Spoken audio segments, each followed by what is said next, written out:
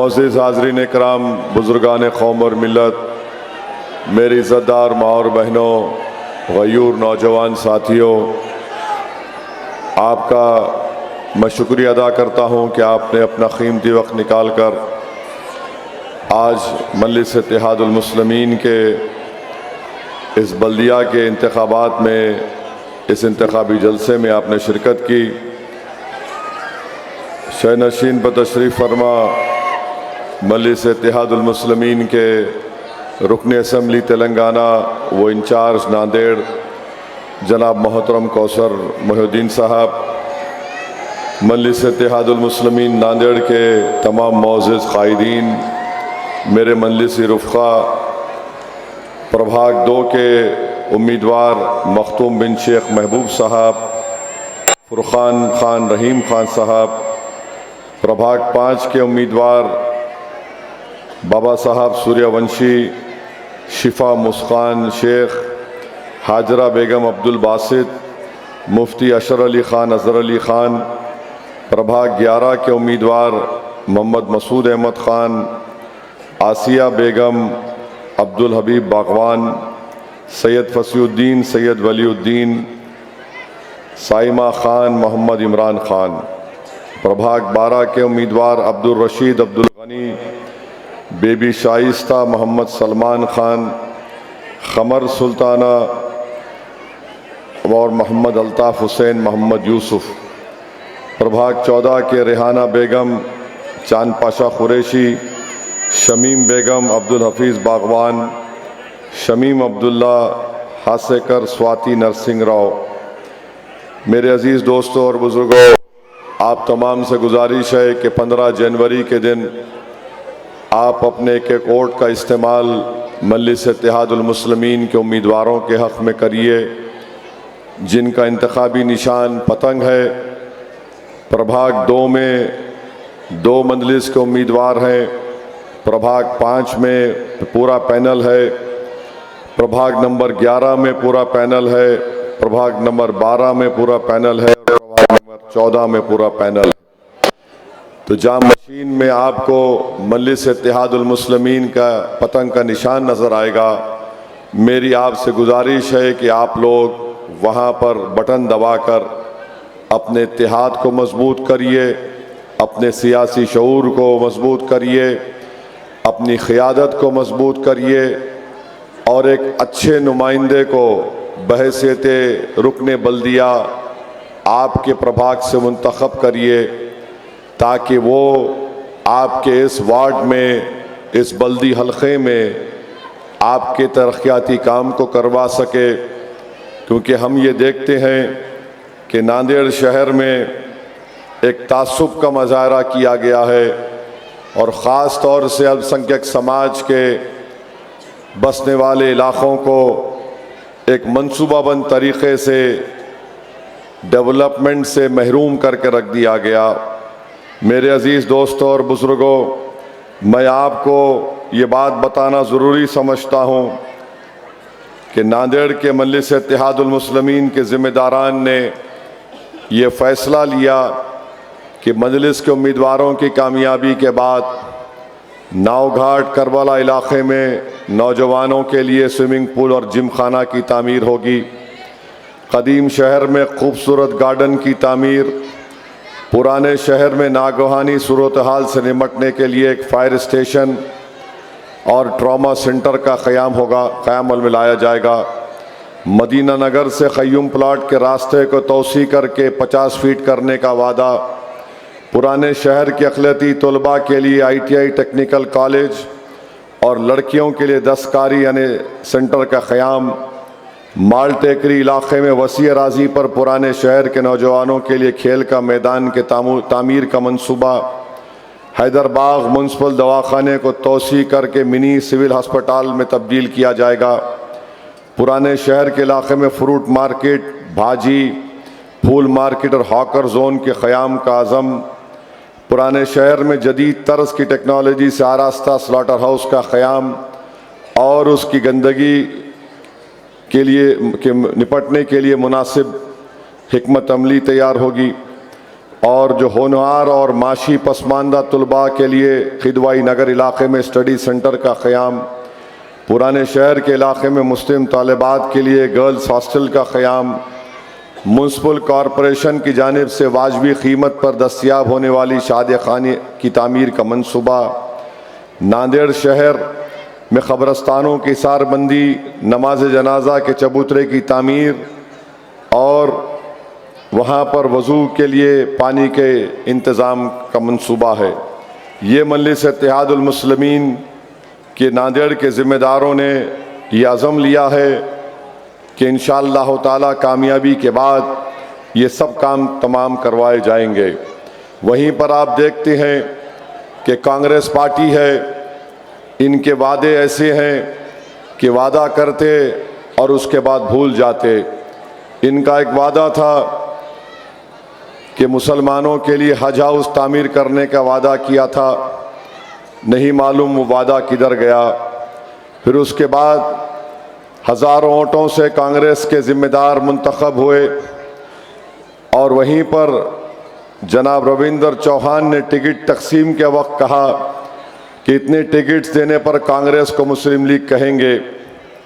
फिर देगलूर नाका जैसे गुंजान आबादी वाले मुस्लिम अक्सरत इलाके में छोटे छोटे बल्दी मसाइल इलाके के साकिनान को दर्द सर बन गए हैं।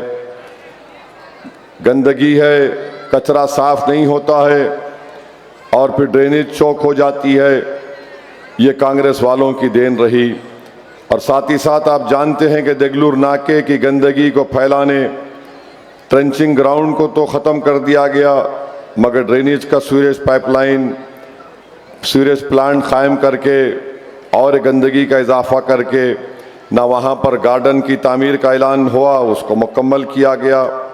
मिल्लत नगर में गंदगी की वजह से सेहत को ख़तरा और बड़ी तादाद में बद जानवर खंजीरों का इजाफा हो रहा है। वहाँ पर मिल्लत नगर के रास्ते की तामीर, उसके इंतज़ार में कई नस्लें बूढ़ी हो चुकी हैं, मगर फिर भी कांग्रेस झूठा वादा करती। मुस्लिम इलाके में गैर ज़रूरी पुलिस की जानिब से हमारे खांचा फरोश को, ताजरों को तंग किया जाता है और फिर यही हाल दूसरे इलाके में भी है, मगर जहां पर वज़ीराबाद इलाका है वहां पर दूसरों को बैठने की इजाज़त दी जाती है। कंक्रीट रोड तांडूर नांदेड़ में पूरी डाली गई, मगर आप देखते हैं कि नांदेड़ में कई जगह ऐसे हैं, ख़ास तौर से देगलूर नागे के रास्ते, हिंगोली गेट तब विजय गार्डन का रास्ता, यहाँ पर कुछ नहीं हुआ। तो मेरे अजीज़ दोस्तों और बुज़ुर्गों, गड़े इतने हैं, मैं भी महसूस किया गड़ों को गाड़ी में आते वक्त। हमारे ड्राइवर साहब एक बचा रहे तो दूसरे गड़े में गिर रहे थे उन्होंने। तो कांग्रेस वालों का एक ही प्रोग्राम है कि गड़े में गिराते रहो और अपनी दुकान चमकाते रहो। तो मैं आपसे वादा कर रहा हूँ कि इंशाअल्लाह ताला नांदेड़ की बल्दिया का बहुत बड़ा बजट है और अगर आप ये फ़ैसला कर लें कि मजलिस इत्तेहादुल मुस्लिमीन के 30 से ज़ायद अरकान बल्दिया अगर मुंतखब होंगे तो इंशाअल्लाह ताला मेयर मजलिस इत्तेहादुल मुस्लिमीन का होगा नांदेड़ से। मगर इसके लिए आप तमाम को मुत्तहिदा तौर पर अपने एक वोट का इस्तेमाल करना बेहद ज़रूरी है। और फिर अभी आपके सामने जो कांग्रेस का पैनल है, माशाल्लाह इतनी काबिलियत इन लोगों में है कि वोट डालने वाला भी सोचेगा इनको वोट डालूं मत डालूं। माने बताया गया कि एक हबीब साहब बिल कलेक्टर थे, उनके ऐसे ऐसे कारनामे थे, उनको किसी ज़माने में अब जो नेता बीजेपी में उन्होंने कहा था ये खोखा है, धोखे के अलावा कुछ नहीं। और फिर एक और साहब हैं जनाब अजीज़ साहब, वो तो बीजेपी के लिए खुल के प्रचार करते, मगर कांग्रेस ने उनको अपना उम्मीदवार बनाया। मेरे अजीज़ दोस्तों और बुज़ुर्गों, मजलिस इत्तेहादुल मुस्लिमीन ने यहाँ के प्रभाग से बेहतरीन उम्मीदवारों को यहाँ से आपके सामने पेश किया है।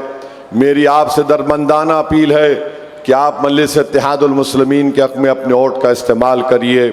मैंने कल धुलिया में ये बताया कि हालिया दिनों में सुप्रीम कोर्ट ने दिल्ली के फसादात के बाद बाज़ लोगों को 5.5 साल के बाद ज़मानत पर रिहा किया और 2 नौजवानों को सुप्रीम कोर्ट ने बेल देने से इनकार कर दिया।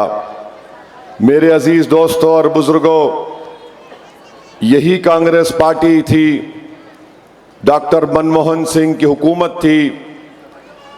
चिदम्बरम उस वक्त वजीर दाखिला गृह मंत्री थे और चिदम्बरम ने यूएपीए के कानून का एक बिल लाया था और जब वो उस बिल को लोकसभा में पेश किया गया था, उस पूरी लोकसभा में मैं वाहिद रुकने पार्लियामान था जिसने उस कानून की मुखालिफत की थी। आप जाकर उस तकरीर को उठाकर आज भी इंटरनेट पर आप देख सकते हैं, पार्लियामेंट के रिकॉर्ड में मौजूद है। आप वो देख सकते हैं यूट्यूब पर। मैंने उस कानून के उस पर्टिकुलर दफा और सेक्शन का हवाला देकर कहा कि जिसमें अंग्रेजी में कहा गया था कि टेररिस्ट डेफिनेशन में एनी अदर मीन्स, मैंने अपनी तकरीर में कहा कि इसके माने क्या हैं। ये तो बड़ा सब्जेक्टिव है और अगर किसी दहशतगर्दी के केस में या किसी पर यह सेक्शन लगा दिया जाएगा तो बहैसियत एक मुसलमान के मैं कई ऐसी रिपोर्टें पढ़ चुका हूं जिसमें पुलिस ने इस बुनियाद पर इंक्वायरी का आगाज किया, अगर ये जिस पर इल्ज़ाम लगाया गया वो मुसलमान है तो वो दहशतगर्द है और उस पर ये चार्ज लग जाता है। आप जाकर देखिए, उसी को बुनियाद बनाते हुए सुप्रीम कोर्ट ने, बल्कि हमारे मुल्क के जो नरेंद्र मोदी के वकील सुप्रीम कोर्ट में पेश हुए, उन्होंने भी यही दलील दी इस कानून की। और हम क्या देखते हैं कि सुप्रीम कोर्ट ने कहा कि इस बुनियाद पर, एनी अदर मीन्स के बुनियाद पर उनको हम बेल नहीं दे सकते। मैं पूछना चाहता हूं कांग्रेस के तमाम जिम्मेदारों से, आज चिदम्बरम इस दुनिया में है, कांग्रेस के बड़े बड़े लीडर आज इस दुनिया में हैं। आज यही हमारे कौन कौन, नांदेड़ के अशोक राव साहब भी हैं, मगर वह बीजेपी में जाके बैठ गए। ऐसे कई कांग्रेस के नेता हैं। आप बताओ, यह कानून आपने पास क्यों किया था? मैं उस वक्त पार्लियामेंट की बहस में कहा था, 5-6 मिनट का मुझे मौका मिला था। मैंने कहा यह कानून, यह सेक्शन सिर्फ मुसलमानों के खिलाफ इस्तेमाल होगा। 180 दिन का डिटेंशन, आप बताइए, पुलिस पकड़ेगी, कोर्ट को जाकर बोलेगी और डिटेंशन चाहिए। यह जुडिशियल कस्टडी में देने के बाद भी पुलिस पूछ सकती है अपनी कस्टडी में। 180 दिन का डिटेंशन उस कानून में। भाई साहब, आप ऐसा पुकारेंगे तो मैं बैठ जाता हूं। अरे ठहरो मौलाना, 6 फुट 2 इंच का आदमी खड़ा हुआ है, तुम्हारे को नहीं दिख रहा है?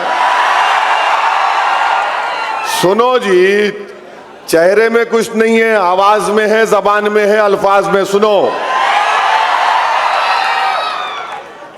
चेहरे पे दाढ़ी वाइट होना शुरू हो गई। आप बताइए कानून क्यों बनाया कांग्रेस पार्टी ने? मैं उस कानून के खिलाफ बोला भी, उस कानून के खिलाफ वोट भी दिया था मैं। फिर उसी कानून को गंदा किया गया, अमित शाह 2019 में लेकर आए थे, फिर कांग्रेस पार्टी सपोर्ट करी उसको। मैं और इम्तियाज जलील उसकी मुखालिफत करे।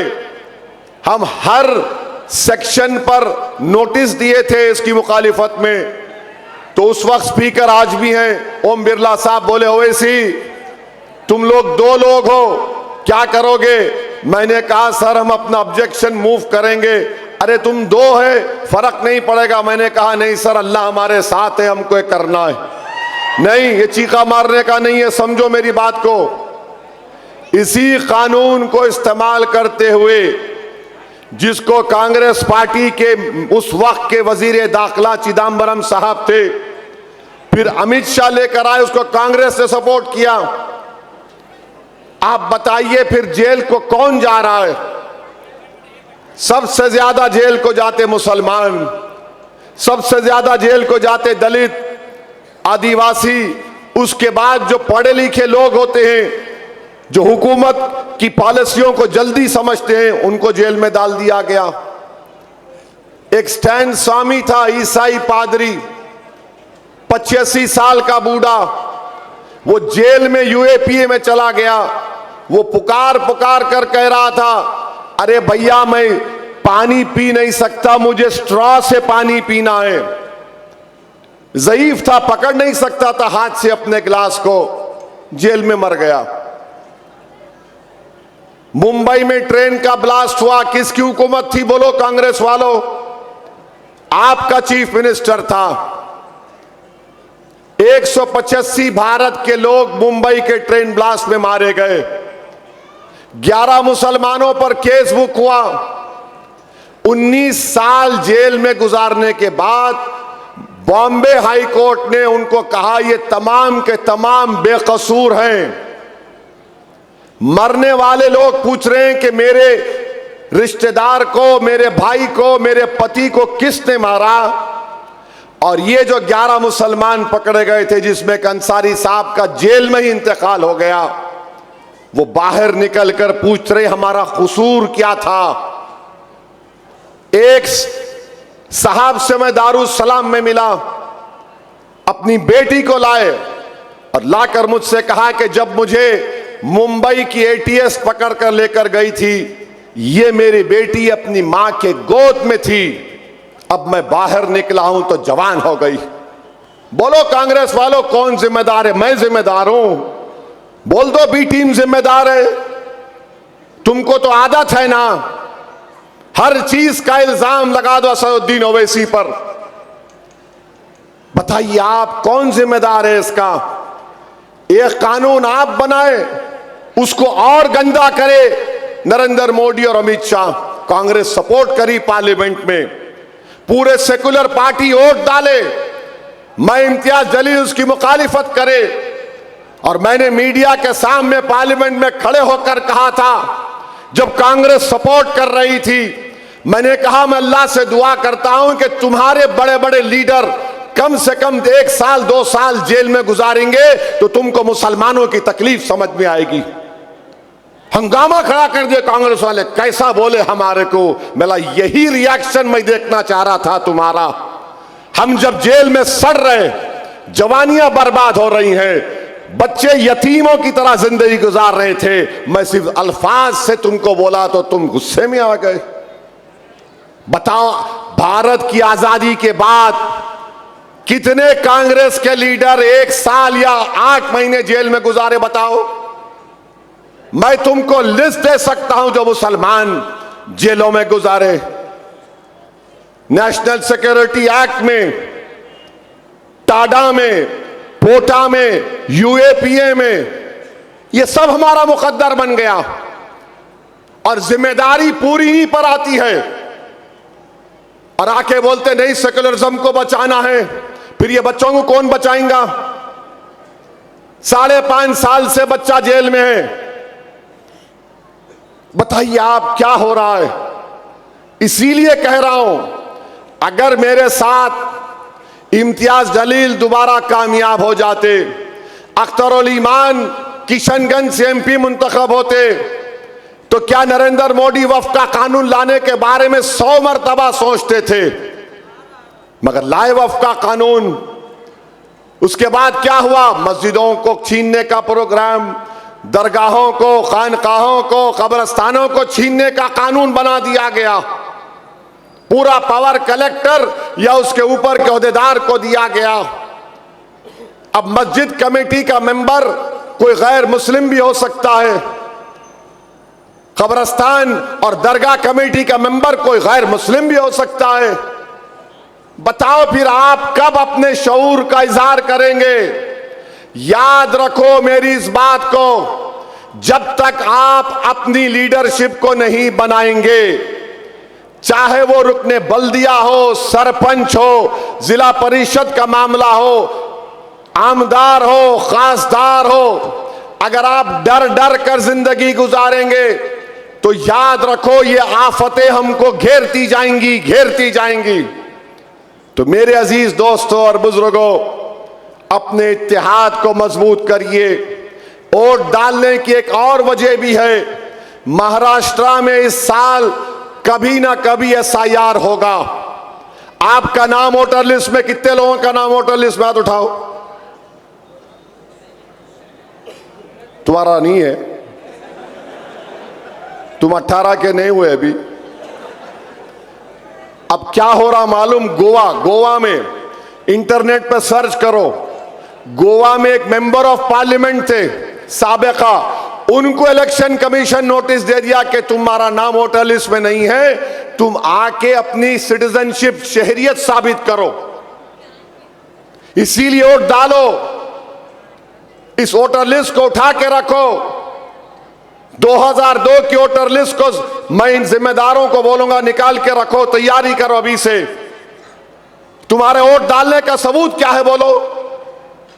मेरे अजीज दोस्तों और बुजुर्गों, यह हकीकत है, गोवा के एक साबिकार खासदार को इलेक्शन कमीशन नोटिस दिया। उन्हें कैसा बन गया MP फिर, अगर भारत का नागरिक नहीं है तो? आप समझो मेरी बात को। मेरी बात डराने के लिए नहीं, मैं तुमको बता रहा हूं ये चीज आने वाली है। इसीलिए अपने वोट को डालो ताकि तुम दुनिया को बता सको कि हम वोट डाले थे इस नांदेड़ के बल्दिया के इलेक्शन में। मेरे अजीज दोस्तों, मेरे बुजुर्गों, मेरी इज्जतदार माँ और बहनों, आपसे अपील कर रहा हूं कि हालात को समझिए आप। और नांदेड़ में डेवलपमेंट नहीं हुआ, जाके अब्दुल सत्तार साहब को पूछो, नहीं उन्होंने B टीम बोलते हो। किसी से ही पूछो आप, अरे मैं 11 साल पहले इलेक्शन लड़ा था भाई, मैं बच्चा था जब मेरे वालिद के साथ आता था यहां पर, सालार के जलसे होते थे। मगर सही मानों में तो 2011 ना मोइन, 2011, उससे पहले क्या हुआ भाई? 60 साल आपको मिले, आप क्या करें? ऐसा खेले मेहंदी लगा हा? उतना ही करे तुम, और क्या करे?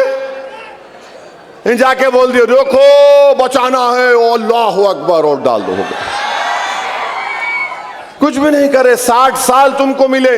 अशोक राव क्या बोलते, हमारा परिवार 70 साल से नांदेड़ की खिदमत कर रहा। अरे पूरा खबर में उतार दिया, तुम क्या खिदमत करे बा? कुछ खिदमत नहीं करे। आपके दादा के वालिद इनको वोट डाले, दादा वोट डाले, अब्बा डाले, बेटा डाला, अब बेटे के बेटे को बोल रहे देख तू तेरी औलाद पैदा होते कि B टीम को नहीं देना, इनको देना।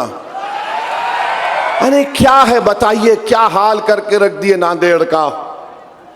नांदेड़ के दूसरे इलाकों में कैसे काम हो रहा बताओ, फिर ये इलाके में क्यों नहीं होता है?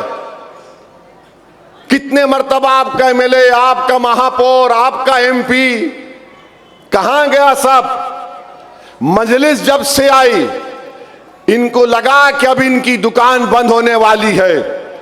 मजलिस जहां कहीं भी जाती है, मैं कहता हूं कि मैं हालात बदलने भी आया हूं और खेल को खत्म करने आया हूं, और यही खेल खत्म होगा 15 तारीख के दिन इंशाअल्लाह ताला। गेम बदल देंगे पूरा इनका इंशाअल्लाह ताला। 30 अराकीन बल्दिया कामयाब करो, मेयर आपका होगा इंशाअल्लाह ताला। होगा मेयर, मजलिस का मेयर हो सकता। दिमाग में कुछ तकलीफ है, कुछ कैसा होगा रे भाई, इन्हों बोल के जा रहे। होता बाबा इंशाअल्लाह। जब आप इरादा कर लेंगे, मेहनत करेंगे, एक एक वोट को डिवाइड होने नहीं देंगे, तो यकीनन आपका ही होगा मेयर। और जब मेयर आपका होगा तो डंके की चोट पर पूरे नांदेड़ से इंसाफ होगा, और खास तौर से इंसाफ होगा जहां जिससे इंसाफ नहीं हुआ 50 साल में, वहां से शुरू होगा। तो मेरे अजीज दोस्तों और बुजुर्गों, आपसे अपील कर रहा हूं कि आप मंजलिस को वोट दीजिए। कांग्रेस पार्टी के पास कुछ भी नहीं है, कुछ भी नहीं है इनका ने। बिहार में गए, अच्छा बिहार में इन्होंने लड़े कितने सीट पर? 60 पे लड़े। कितने आए? 6 आए। मंजलिस को कितनी आए? 5। एक का ही फर्क रह गया। आदिल हसन मंजलिस के बलरामपुर के उम्मीदवार 80,000 वोट लिए और सिर्फ 350 वोट से कामयाब नहीं हो सके। एक और सीट पर 80,000 हम लिए ठाकुरगंज से, 6,000 से 6,500 से हम कामयाब नहीं हुए। और इनके कांग्रेस के लीडर है, एक बड़े लीडर उनके, बहुत मेरे को बोलने लगा है, कहां से बोलने लगा है, यानी 50-60 लाख 50-60 लोग मेरे को फोन करे, अरे भाई उनके खिलाफ कैंडिडेट मत दो, उनके खिलाफ कैंडिडेट मत दो। अख्तर ईमान बोले नहीं सर, कैंडिडेट तो मैं दूंगा। अख्तर ईमान हमारे सदर हैं, उन्होंने बोले नहीं सर कैंडिडेट तो हम देंगे उनके खिलाफ। वो बकवास बहुत करते हैं मंजलिस के बारे में। मैंने कहा ठीक है अख्तर भाई, कैंडिडेट आप दे दो, बड़े बड़े लोगों का दबाव है, उनकी गुजारिश है, एक काम करते कि आप चले जाओ, मैं नहीं जाता हूं। ठीक है, नहीं गए, उन्होंने भी नहीं गए, मैं भी नहीं गया।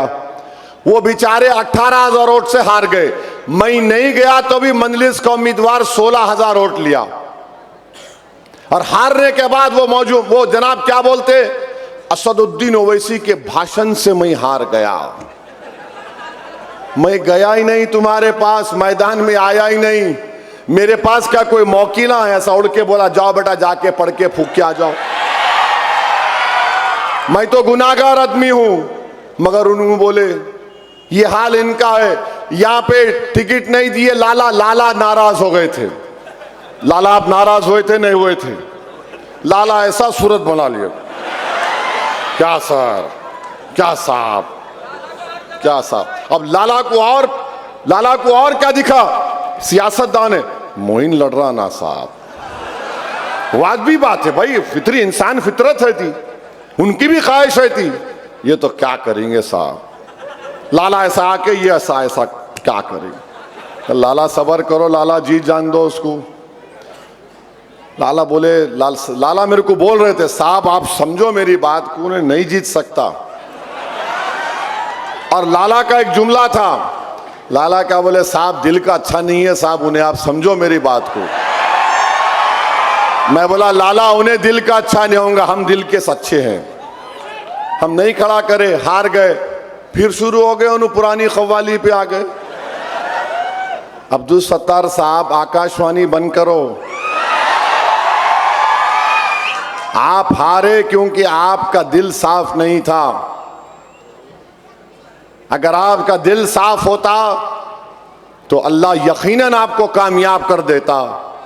मगर आपका दिल एक तरफ इधर अटका हुआ था, एक तरफ इधर अटका हुआ है। हम में और उनमें फर्क ये है कि हम खुल के बोलते हम तुमसे मोहब्बत करते, आई लव यू।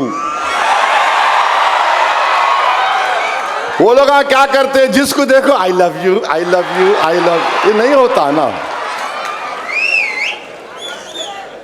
एक को बोलते, हम ये बोलते, मैं बोल रहा हूं मैं तुम्हारे से मोहब्बत करता हूं, पार्लियामेंट में खड़े रह के बोला मैं, किसी के बाप का डर नहीं है।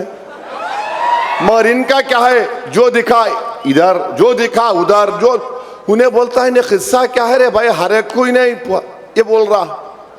तो ये मामला है इनका, ये इनकी कहानी रही 60 साल की। अब खेल बदल रहा है, ये नौजवान बच्चे जान चुके हैं और ये समझ चुके हैं इनकी मक्कारियों को, इनके दुगलेपन को। मैं इनकी सोच और समझ को सलाम करता हूं, इनके माँ बाप को सलाम करता हूं कि आज एक इनकलाबी तब्दीली पैदा हो रही है नौजवानों में। और नौजवान इस बात को हरगिज मानने को तैयार नहीं है कि सेकुलरिज्म को बचाने की जिम्मेदारी सिर्फ हमारे कंधों पर क्यों है। क्या हम ही क्या सेकुलरिज्म के कूली हैं, गुलाम हैं? हर एक इलेक्शन आया नहीं सेकुलरिज्म को बचा लो। अबे 3 मर्तबा मोदी प्राइम मिनिस्टर बन गया, हमारी वजह से बना। आप कभी बीजेपी को वोट दिए? कोई बोला तो भी देते? सुन लिए ना। अब कैसा बना उन्हें, वही तो समझा रहे हम आपको बात को, वही तो समझा रहे। तो आपसे अपील है कि आप इस इलेक्शन में, अब बल्दिया का इलेक्शन है बोल के एक होना नहीं है, 2029 में असेंबली का इलेक्शन आएगा तो मंजलिस के एमएलए मुंतखब होंगे नांदेड़ से इंशाअल्लाह ताला। और सुन लो कांग्रेस वालों, अब की बार कुछ भी नहीं, कोई बोल लो, सुनने वाला नहीं हूं मैं। कैंडिडेट खड़ा होगा असेंबली में भी इंशाअल्लाह ताला, और हम हमारे एमएलए को मुंतखब कराएंगे। और इंशाअल्लाह ताला वो एक वक्त आएगा कि आपका खासदार भी मुंतखब होगा इंशाअल्लाह ताला। इसीलिए कह रहा हूं कि ख्वाब देखना शुरू करो।